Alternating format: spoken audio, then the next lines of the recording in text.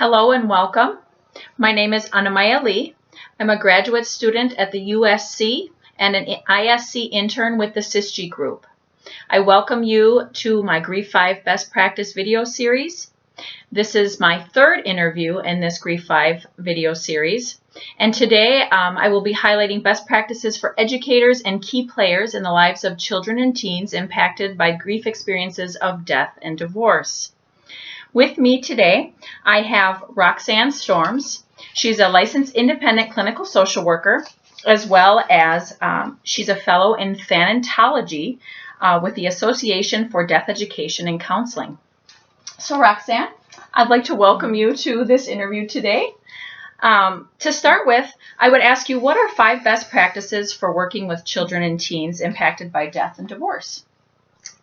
Well, first of all, I would say to recognize that children and teens grieve differently than adults. They're not just miniature adults. And they grieve differently in 2 different ways. One is that they'll grieve in shorter periods of time, where adults have a capacity to hold grief for longer periods of time, and it's a little bit more continuous. Kids will grieve in bursts and then be out playing or being with their friends, whatever, and then they come back into that grief experience at different times. Could be in the same day, could be over weeks or months, certainly over years. And that second way that children and teens grieve differently than adults is that they're still growing, they're still developing. So they'll experience their grief developmentally at different places in their life. And so as they go through the different developmental stages, it'll be like they're almost re-experiencing it for the first time. It could almost be in that intensity. And so a 5-year-old will re-grieve as a 10-year-old, as a 16-year-old, as a 22-year-old, as they go through different phases of life development. So that's one really important thing to remember.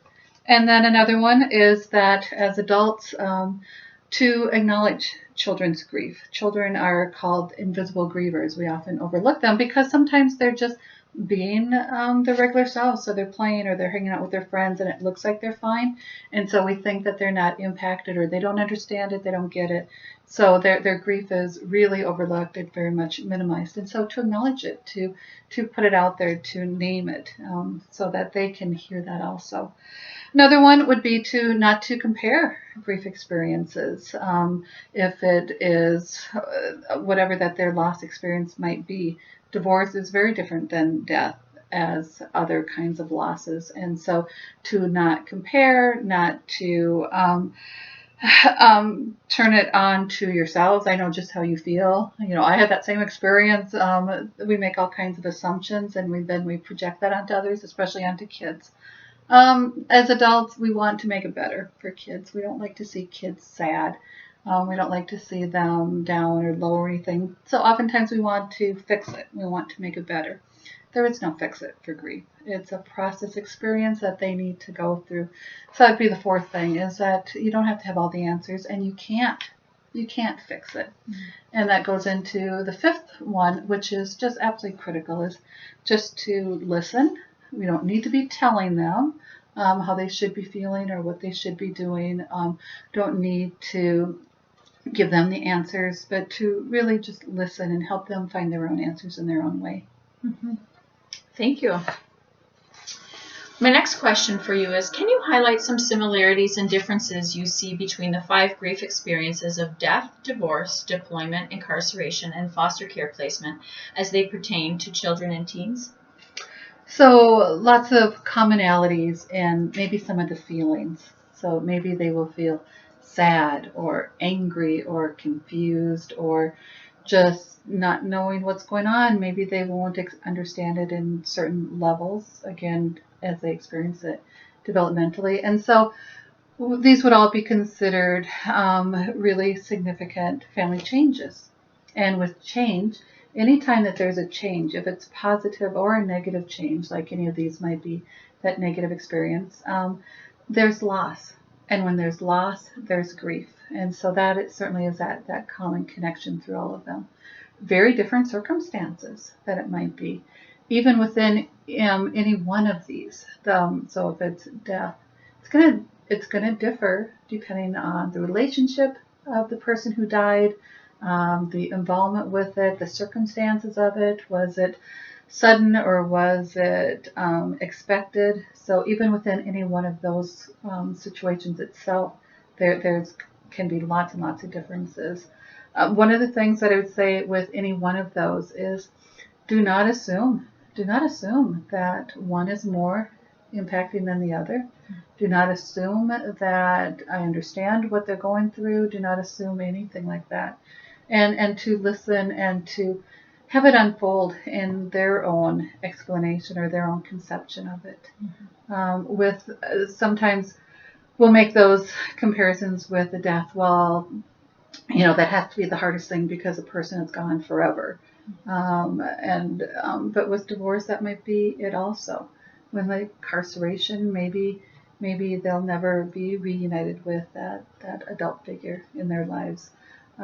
With divorce, oftentimes there is that protecting either the parent that they think is the most impacted, the one who's most sad, the one who's most vulnerable, getting caught in the middle of situations like that. But that could fall under any one of those situations. So I would just say to have a general understanding about impacts, but really then what's the particulars with that situation.